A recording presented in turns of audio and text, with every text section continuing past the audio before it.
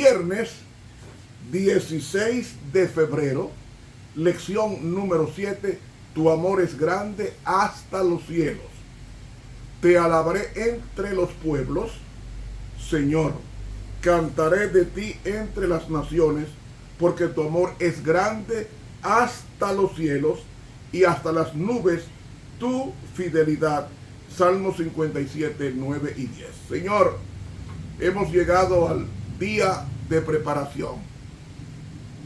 Deleítanos en tu palabra y a ver que es por tu misericordia que no somos consumidos, porque se renueva cada mañana y grande es tu fidelidad. Amén. Para hoy viernes, el repaso de la lección número 7. Para concluir la idea de ayer, decía que Dios no perdona pecado, que lo que aparece en la Biblia es un sentido técnico, como que perdona los pecados, pero es Dios enseñándonos algo más grande. Aunque se dice que Dios perdona pecado, realmente el pecado es imperdonable. Lo que Dios perdona es al pecador. Yo, Ramón Romero, soy pecador. Dios me perdona mis defectos, debilidades y pecados. ¿Cómo yo puedo probar en la Biblia de que Dios no perdona pecados, sino pecador? Vayamos al libro de Éxodo, capítulo 34. 34. Cuando se le aparece Dios a Moisés, dice así, versículos 6 y 7. Y pasando Jehová por delante de él, proclamó: Jehová, Jehová, fuerte, misericordioso y piadoso, tardo para la ira y grande en benignidad y verdad. Atención ahora, que guarda la misericordia en millares, que perdona la iniquidad. ¿Sabe que el verbo que está ahí como perdonar en el hebreo es nasá? Y nasá no es perdonar, nasá es cargar. ¿Qué hace Dios? Carga el pecado mío en el cuerpo de su Hijo, Jesucristo. Voy a leer de nuevo. Que guarda la misericordia en millares, que carga la iniquidad, rebelión y pecado, y que de ningún modo justificará al malvado, que visita la maldad de los padres sobre los hijos, y sobre los nietos, y sobre los bisnietos y tataranietos. Ahora, vayamos cómo fue que Dios cargó el pecado, porque el pecado no se perdona, se transfiere a una persona impoluta que es Jesús, y Él es el que carga el pecado por ti y por mí. Léalo conmigo en el libro de Isaías, el capítulo 53, que es un capítulo mesiánico. ¿Cómo dice allí? Isaías 53. Despreciado y desechado, versículos 3 y 4. Despreciado y desechado entre los hombres, varón de dolores, o sea, sensible al dolor, experimentado en quebranto, y como escondimos de él el rostro, fue menospreciado y no lo estimamos, refiriéndose a Jesucristo. Versículo 4, aquí está la respuesta. Ciertamente llevó nuestras enfermedades y sufrió nuestros dolores, y nosotros estuvimos por azotado, por herido de Dios y abatido. Voy a traducir ahora como está en el hebreo. Ciertamente llevó, ese verbo llevar es el mismo verbo nasá que leímos en Éxodo 34, 3 y 4. Entonces, lo que debe traducirse en este caso es: ciertamente cargó nuestras enfermedades. ¿Por qué? Porque el pecado es una enfermedad. Cáncer, gripe, todas las enfermedades derivan del pecado. Vejez, todo eso es del pecado. ¿Cuántos años tienen los ángeles? millones de años de creados.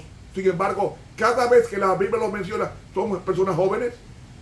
Incluso la pluma inspirada dice, mi ángel acompañante, mi joven, porque los ángeles son eternamente jóvenes, como seremos nosotros eternamente jóvenes cuando haya cielos nuevos y tierra nueva, y este cuerpo lo transforme Dios en un cuerpo de bajeza, porque hiede, porque se deteriora, a un cuerpo de alabanza, a un cuerpo de gloria, que es la eterna juventud que Dios prodigará a todos aquellos que aman sus mandamientos.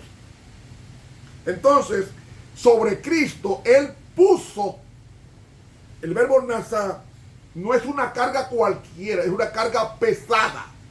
Es decir, mi capacidad de carga serían 300 libras, o 100 kilos, 400 libras. Pues ¿qué hace el diablo, el pecado? La carga fue tan fuerte que Jesús 3 veces cayó camino al Calvario, porque fue la carga del pecado de la humanidad que descansaba sobre sus hombros. ¿Y qué hizo Dios? Para que tú entiendas que Él te ama, cargó tu culpa sobre su hijo que era inocente, no tiene nada que ver con eso. Sobre Él pone toda tu culpa, todo tu pecado, todo lo malo que en ti lo llevó Jesús. Y dice el versículo 5 finalizando, mas Él herido fue por nuestras rebeliones, molido por nuestros pecados, el castigo de nuestra paz fue sobre Él, y por su llaga fuimos nosotros curados. Eso fue lo, entonces eso es una razón de alabar a Dios. Es una razón intestina de alabar a Dios. Porque cuando yo miro el Calvario y veo lo que Cristo sufrió por mí y cuánto costó, es más, dice el deseado de todas las gentes, que Cristo cuando vino se expuso a perderse eternamente. Creo que está en la página 33. Sí, déjame buscarlo aquí. Este libro, página 33 para corregir. Página 33, dice la sierva de Dios, el deseado de todas las gentes. Le dice aquí, sin embargo, a ese mundo donde Satanás pretendía dominar, permitió Dios que bajase su hijo como niño impotente, sujeto a la debilidad humana. Le dejó arrostrar los peligros de la vida en común con toda alma humana y pelear la batalla como la debe pelear cada hijo de la familia humana, aún a riesgo de sufrir la derrota y la pérdida eterna. ¡Wow! A eso se expuso Dios, a que su hijo se le perdiera, enviándolo a la tierra con todas las desventajas de una tercera parte de los ángeles malos, combatiendo directamente a él, comenzando con Satanás. A Jesús no lo tentó un demonio, fue directamente Satanás, el rey de los demonios, o el príncipe, porque el rey no es, el único rey es Dios. Pero él vino y se expuso. Si Cristo hubiese cometido un pecado, se hubiese perdido para siempre. Para siempre. Y él se arriesgó. Cuando estaba en el Getsemaní, dice que llegó el punto crítico del ministerio de Cristo, porque Satanás lo acosó tanto, con tantas tinieblas, que se sintió débil y tuvo que venir el ángel Gabriel, dice Lucas, para apurar el cáliz de la ira de Dios que iba a tomar Cristo. Las 7 plagas de Apocalipsis 16 las recibió Cristo en el Calvario, las 7 plagas. Las 7 plagas. ¿Cómo lo sabemos? Bueno, hay una plaga de sed. ¿No sufrió Jesús sed? Claro. No hay una plaga de las tinieblas, la 6ª plaga, y no fue envuelta la cruz en tinieblas. Y podemos citar otros puntos. Las 7 plagas las recibió Jesús en el Getsemaní hasta el Calvario. Hasta el Calvario.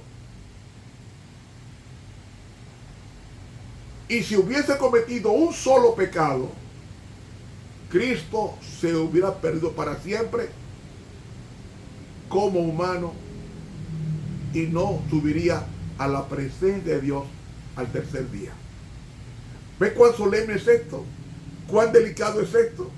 Por tanto, cuando dice la Biblia que perdona, realmente es que Dios porta. ¿Qué pasaba en el día de la expiación? El día de expiación se cogían 2 machos cabríos perfectos y se mataba uno para Jehová y sobre se mataba ese y sobre el cordero diario se confesaba el pecado del pueblo y él se convertía en el portador y quemado en el altar de sacrificio. Pues ese día el macho cabrío era quemado y su sangre rociada 7 veces en el lugar santísimo como expresión de perdón a todos los oferentes. Hermano, el pecado no es matar ni robar. Esos son frutos. Pecado es mantenerse distanciado de Dios. ¿Qué hemos aprendido en esta lección? Hemos aprendido que hay razones de peso, como dice el Salmo 103, razones de peso para alabar a Dios. El Salmo 103 que leímos hace ayer, nos hablaba de que se compadece Jehová de los que le temen, porque Él sabe que somos polvo. Pero ¿qué más dice? Aunque sea polvo, la misericordia de Jehová desde el siglo hasta el siglo será sobre los hijos de los que le temen y su justicia sobre los hijos de los hijos. ¿Por qué Pedro? ¿Por qué Pablo? Hombres santos murieron y sus cuerpos se deterioraron. ¿Es que Dios no los amaba? No, no es así. Sus cuerpos se deterioraron no porque Dios no los amaba, sino porque Dios les prometió un cuerpo nuevo en la resurrección de los justos, según la carta 1 Corintios capítulo 15. Cuando los muertos en Cristo resuciten primero, no van a levantarse con un cuerpo de bajeza. El que murió viejo se levantará joven, con un cuerpo transformado por la gracia de Dios, y llevará al cielo el mismo cuerpo que Jesús llevó, un cuerpo de carne y hueso, pero glorificado, para nunca más pecar en la presencia de Dios. ¿Saben, hermanos?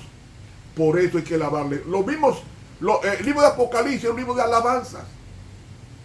De alabanza. Apocalipsis 5 se alaba al Cordero. ¿Por qué?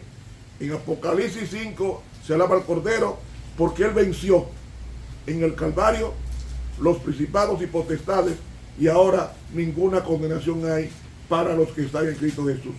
Dice el capítulo 5, versículo 9, y cantaba un cántico nuevo diciendo: digno es el Cordero, digno eres de tomar el libro y de abrir sus sellos, porque tú fuiste inmolado, Jesucristo. Y el pronombre nos no está en el griego. Y has redimido para Dios con tu sangre de todo linaje, lengua y pueblo y nación. Y has redimido para nuestro Dios un reino y sacerdotes, y reinarán sobre la tierra después del milenio. El pronombre nos no está en el griego en este pasaje. Y nos has hecho, no, y has hecho para nuestro Dios un reino, no reyes, un reino, y sacerdotes, y reinarán sobre la tierra. ¿Quiénes? Los redimidos. Y entonces el versículo 13, la última parte, dice: al que está sentado en el trono y al Cordero sea la bendición, honra, gloria y el poder para siempre jamás. 14. Y los 4 seres vivientes, son los ángeles, dijeron amén, y los 24 ancianos cayeron sobre su rostro y adoraron al que vive para siempre jamás. Que nuestros labios nunca se mantengan en silencio cuando estemos en la presencia de Dios. Que siempre cantemos en el culto matutino, en el culto vespertino y en el culto público. Que Dios nos ayude a ser personas agradecidas, porque Dios ha hecho grandes cosas por nosotros. Para mañana, sábado 17, lección número 8, sabiduría para vivir con rectitud. Suscríbase a este canal de YouTube, Ramón Romero. Dele clic a la campanita. Dios nos bendiga y nos guarde.